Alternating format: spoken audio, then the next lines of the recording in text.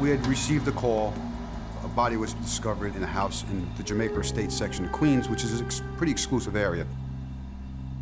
The area is beautiful, the house is worth a lot of money, and the people that live there are respectable people. The victim in this case happened to be a teacher. The mother, not being able to reach him, had decided to take a ride to the house. When she got there, she discovered that the side door of the house was wide open. Dennis! Hello? Dennis!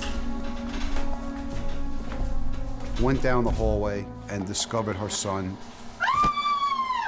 in his bathtub, which was full of water. He's been sitting there for a couple of days. The uniform responds.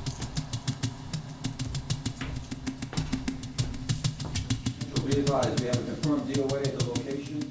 And the first thing that's noticed in the house is laying on the floor in the kitchen is a gym sock, which has a brick inside of it, and it's full of blood. The house is a little turned upside down, but not bad. There'd been some sexual activity right before he was murdered. It really appeared that this was like a passion-type crime. This guy was beat really bad. We then started to check into his background. He was very well respected in his community, and we knew that he went out to gay bars on a regular basis.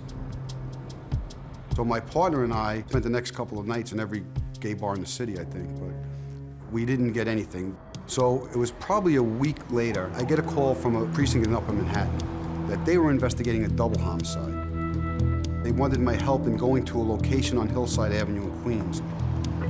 They had identified a possible suspect in their homicide, and they just wanted to see if his name was on a mailbox at a certain location. So my partner and I drove over there. We went to the mailbox, and lo and behold, the guy's name was there. We called the Manhattan precinct and advised them of that. Get a call from the Manhattan detective again.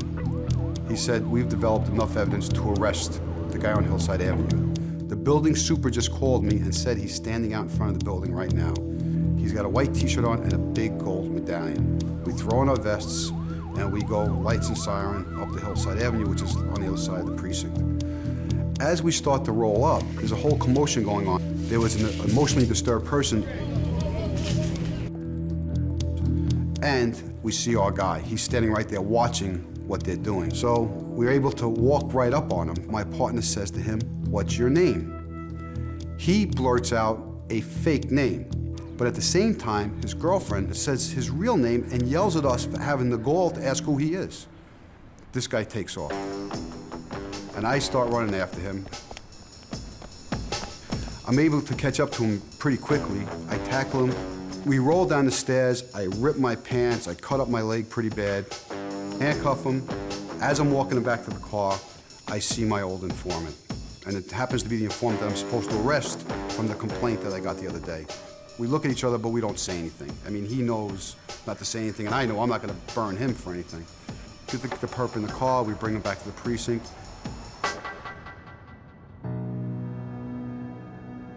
When I come back to work on the next set of shifts, I have to go arrest my old informant. My partner and I go over to his house, and I knock on his door, and he's there.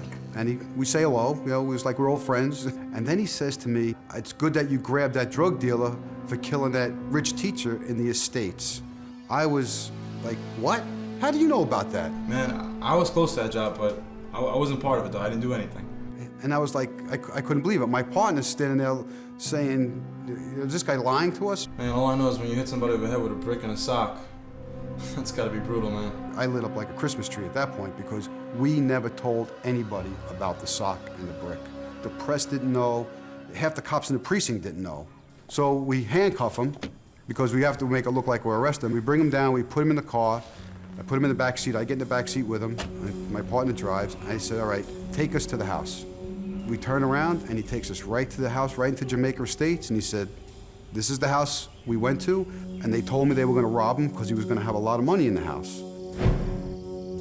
He proceeded to tell us that this teacher wasn't the nice guy that everybody thought he was. It turns out he was a pedophile, and he'd been abusing this drug dealer for years.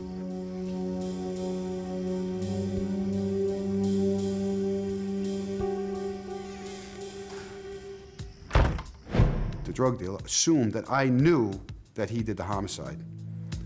So when he got to the precinct in Manhattan and he was allowed to use the phone, he called his girlfriend and said, listen, they know that I was involved in this homicide.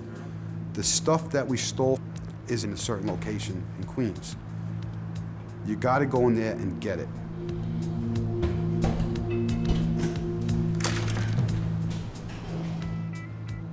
We get an arrest warrant to bring her in just for the burglary. We bring them back to the precinct, and she really believes that all we're dealing with is this burglary. She was a bitch. I mean, she was nasty. She wouldn't talk to us. All she wanted was her brother. Her brother was part of our homicide, and we didn't know where he was. She says he's out in Port Jefferson, Long Island, staying at a relative's house. My partner and I drive out to Port Jefferson. He's very apprehensive, and we tell him the reason we're there is because his sister's been arrested and she wants to speak to him. I said, do you want to come back with us? And he goes, that's all you want, is for me to go talk to my sister?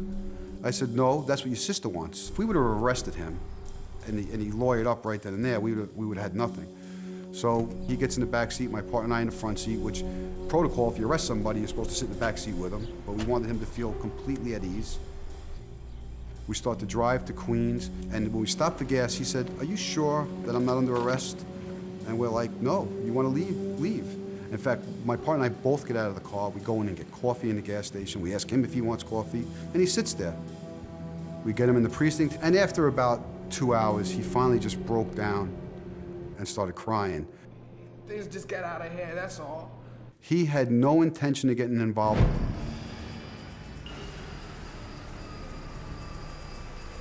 His job was to drive.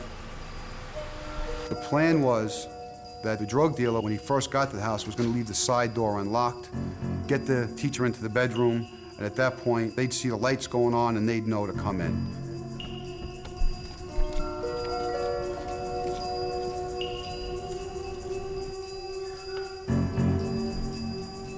The two guys then walk in. As soon as they get into the kitchen, the teacher, who had forgotten something in the kitchen, confronts them.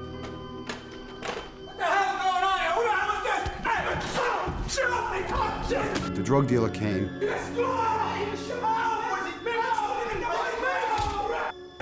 picked up a brick, put it in the socket, and started swinging it.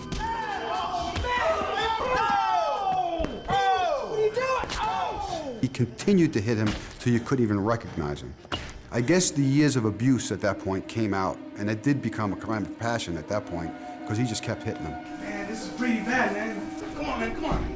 Just help me lift him up. In fact, as this kid was explaining to us, he was crying. It was so bad, it was so brutal.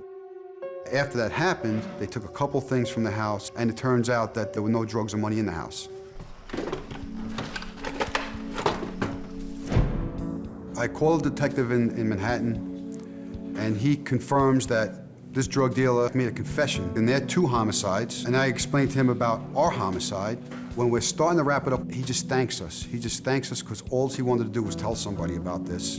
In fact, he had agreed to testify against the drug dealer. I think he was given 10 years in jail. The drug dealer is to this day still in jail. He got life on the 2 homicides in Manhattan and got life on the homicide in Queens. He's never coming out.